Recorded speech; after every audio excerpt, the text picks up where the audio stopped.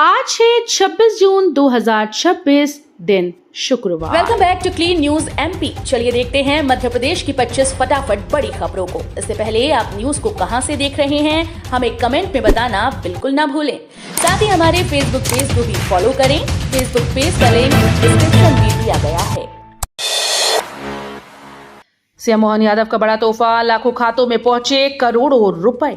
मध्य प्रदेश के मुख्यमंत्री डॉक्टर मोहन यादव ने लाखों लोगों को बड़ी सौगात दी है। सरकार ने 33.92 लाख से अधिक हितग्राहियों के खातों में 203.56 करोड़ रुपए की सामाजिक सुरक्षा पेंशन ट्रांसफर की। वहीं किसानों के लिए भी राहत का ऐलान किया है। अब शून्य ब्याज पर लिए गए अल्पकालिक कृषि ऋण को चुकाने के लिए किसानों को पूरे 12 महीने का समय मिलेगा। मुख्यमंत्री ने कहा कि सरकार बुजुर्गों, दिव्यांगों और किसानों के सम्मान व कल्याण के लिए लगातार काम कर रही है। समग्र पेंशन योजना के तहत करोड़ों की राशि जारी, लाभार्थियों को मिली राहत।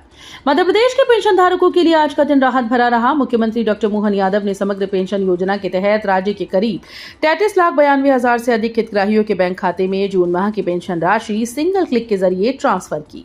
इस दौरान करोड़ों रुपए की राशि सीधे लाभार्थियों के खातों में पहुंची। सीएम ने कार्यक्रम के दौरान हितग्राहियों को संबोधित भी किया। सरकारी कर्मियों के लिए बड़ी खबर, अगले 10 से 15 दिनों में पदोन्नति प्रक्रिया शुरू होगी। मध्य प्रदेश के लाखों सरकारी कर्मचारियों और अधिकारियों के लिए बड़ी राहत की खबर है। राज्य सरकार मई 2016 से रुकी हुई पदोन्नति प्रक्रिया को फिर से शुरू करने जा रही है। मुख्यमंत्री डॉक्टर मोहन यादव की घोषणा के बाद प्रशासनिक विभागों में इस दिशा में तेजी से काम चल रहा है। अधिकारियों के अनुसार अगले 10 से 15 दिनों के भीतर प्रमोशन प्रक्रिया शुरू की जा सकती है। खरीफ सीजन तैयारी बैठक, भोपाल नर्मदापुरम संभाग में कृषि रोड मैप बनाने के निर्देश। भोपाल और नर्मदापुरम संभाग की खरीफ सीजन तैयारियों को लेकर समीक्षा बैठक आयोजित की गई। कृषि उत्पादन आयुक्त ने अधिकारियों को स्पष्ट निर्देश दिए कि क्षेत्रवार कृषि रोड मैप तैयार किया जाए, जिससे उत्पादन और उत्पादकता दोनों में सुधार हो सके। बैठक में उन्नत तकनीक, सिंचाई व्यवस्था और नई फसली किस्मों के उपयोग पर जोर दिया गया। उन्होंने कहा कि कृषि क्षेत्र में इनोवेशन को प्राथमिकता दी जाएगी और किसानों तक योजनाओं का लाभ समय पर पहुंचे, ये सुनिश्चित किया जाए। झाबुआ पुलिस अश्वदल उज्जैन शिफ्ट सिंघस 2028 की तैयारी तैयार। झाबुआ का पुलिस अश्वदल अब उज्जैन में तैनात किया जाएगा। सिंघस 2028 की तैयारियों को लेकर बड़ा फैसला किया गया। भोपाल पुलिस मुख्यालय के निर्देश पर यह यूनिट शिफ्ट होगी, जिसमें 11 प्रशिक्षित घोड़े और 18 स्टाफ शामिल हैं। यह अश्वदल भीड़ नियंत्रण और अपराध रोकथाम में अपनी दक्षता के लिए जाना जाता है। 1984 से झाबुआ में सक्रिय ये परंपरा अब उज्जैन में नई भूमिका निभाएगी। प्रशासन का मानना है कि इससे सिंघस में सुरक्षा व्यवस्था और मजबूत होगी। महाकाल से अयोध्या तक मंदिर बन रहे, अर्थव्यवस्था की ताकत, अरबों की कमाई का खुलासा। देश के मंदिर अब केवल आस्था के केंद्र नहीं बल्कि अर्थव्यवस्था की मजबूत कड़ी बनते जा रहे हैं। उज्जैन स्थित महाकालेश्वर टेम्पल से 2025-26 में 144 करोड़ 14 लाख रुपए से अधिक की आय दर्ज की गई। वहीं अयोध्या के राम मंदिर जैसे धार्मिक स्थलों पर भी श्रद्धालुओं की भारी भीड़ से स्थानीय कारोबार को गति मिल रही है। मंदिरों से मिलने वाली ये आय न केवल विकास को बढ़ावा दे रही है बल्कि रोजगार और पर्यटन को भी नई दिशा दे रही है। हाईकोर्ट ने कहा, पूरे खर्च पर होगा इलाज, शासन को तुरंत व्यवस्था करने के निर्देश। इंदौर के विजयनगर क्षेत्र के सुमन नगर में हुए गैस पाइपलाइन ब्लास्ट हादसे में घायल युवती जीनी झाला के इलाज को लेकर हाईकोर्ट ने बड़ा आदेश दिया है। जनहित याचिका की सुनवाई करते हुए अदालत ने निर्देश दिया कि युवती को एयरलिफ्ट कर अहमदाबाद के जॉइंट्स अस्पताल में भर्ती कराया जाए।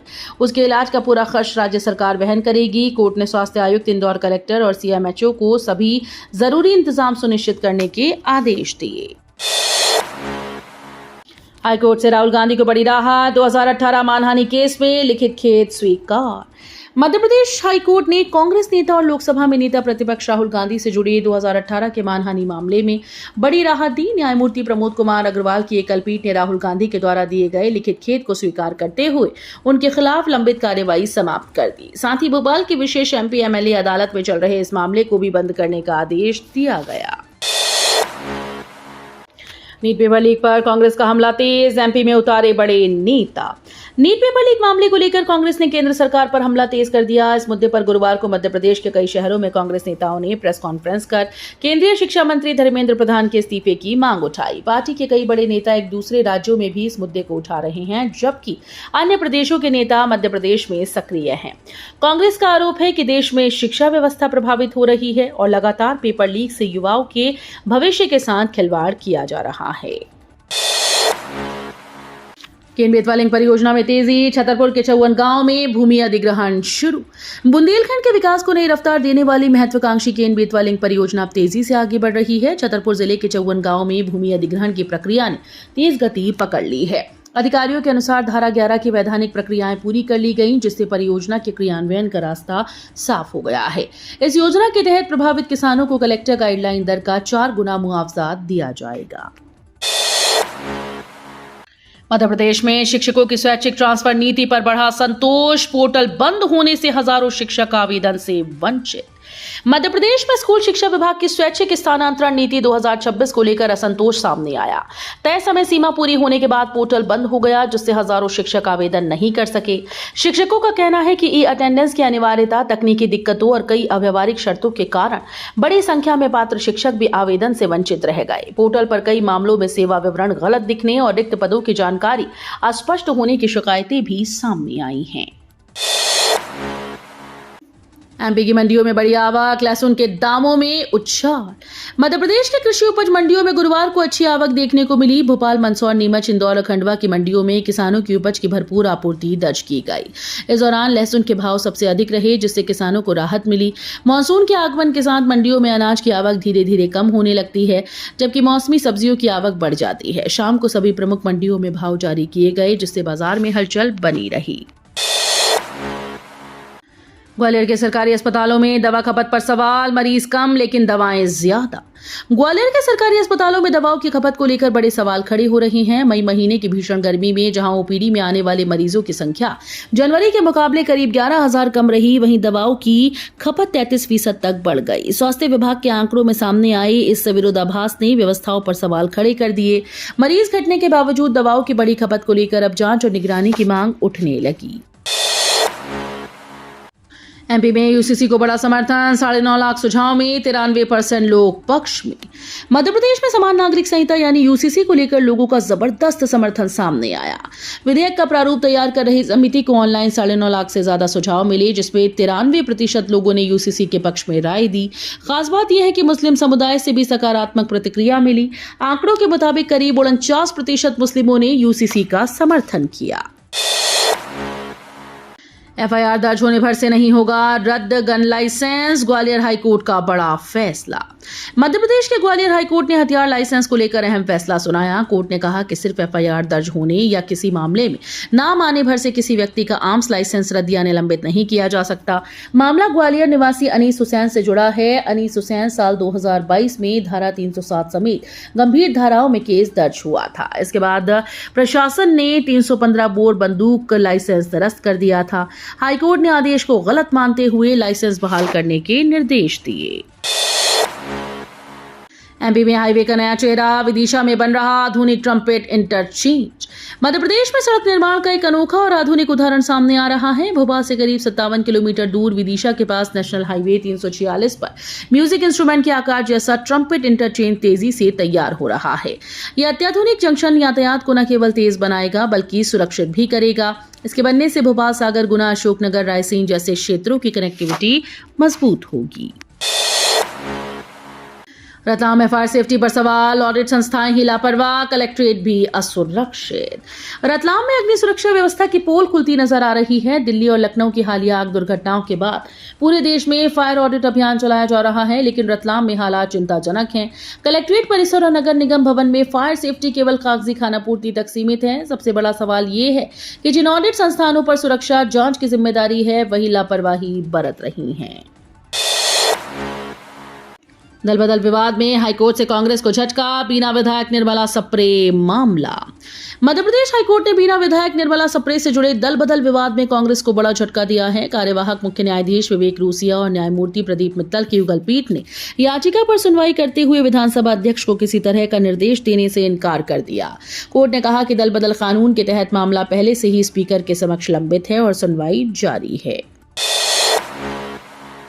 डॉलर की मजबूती से धातु बाजार में भूचाल, सोना नवंबर के बाद सबसे कमजोर, चांदी भी लुढ़की।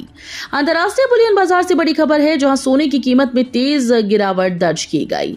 सोना वायदा $4000 प्रति औंस के अहम स्तर से नीचे आ गया, जो नवंबर 2025 के बाद इसका सबसे कमजोर स्तर माना जा रहा है। वहीं चांदी की कीमतों में भी करीब 4700 रुपए की गिरावट आई। डॉलर के मजबूत होने और फेडरल रिजर्व के ब्याज दरों को लंबे समय तक ऊंचा रखने की आशंकाओं ने बाजार पर दबाव बढ़ाया। आपातकाल की बरसी पर सियासी घमासान, बीजेपी नेताओं ने कांग्रेस पर साधा निशाना। देश में आपातकाल की बरसी पर एक बार फिर से सियासी माहौल गर्मा गया। वर्ष 1975 में लगाए गए आपातकाल को बीजेपी नेताओं ने लोकतंत्र की हत्या करार देते हुए संविधान हत्या दिवस के रूप में मनाया। इस मौके पर मुख्यमंत्री मोहन यादव ने इसे लोकतंत्र का काला अध्याय बताया। वहीं बीजेपी प्रदेश अध्यक्ष हेमंत खंडेलवाल ने सोशल मीडिया पर पीएम मोदी और गृह मंत्री अमित शाह के वीडियो साझा किए। उन्होंने पूर्व प्रधानमंत्री अटल बिहारी वाजपेयी की प्रसिद्ध कविता भी याद दिलाई, जिसमें आपातकाल को लेकर तीखी टिप्पणी की गई थी। धार इमामबाड़ा विवाद में हाईकोर्ट का अंतरिम आदेश, 30 जून तक ताजिया निर्माण को हरी झंडी। मुहर्रम से पहले धार जिले से बड़ी खबर सामने आई। हटवाड़ा क्षेत्र स्थित शासकीय इमामबाड़े में ताजिया निर्माण और रखने को लेकर चल रहे विवाद में मध्य प्रदेश हाईकोर्ट की इंदौर खंडपीठ ने अंतरिम राहत दी। अदालत ने याचिकाकर्ताओं को 30 जून तक ताजिया निर्माण की अनुमति देते हुए प्रशासन को आवश्यक व्यवस्था सुनिश्चित करने के निर्देश दिए। कोर्ट ने साफ किया कि यह आदेश केवल अंतरिम अवधि के लिए है और इसे मामले के अंतिम निर्णय के रूप में नहीं माना जाएगा। मध्य प्रदेश में 10 साल बाद सरकारी कर्मचारियों के प्रमोशन की सुगबुगाहट, मुख्य सचिव के निर्देश पर खुली पुरानी फाइल्स।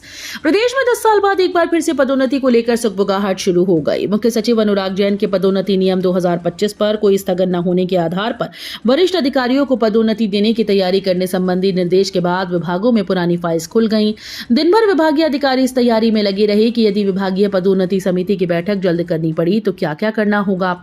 उधर सामान्य प्रशासन विभाग में पदोन्नति के लिए पद निर्धारित करने 29 जून को सभी विभागों के अधिकारियों की बैठक बुलाई है।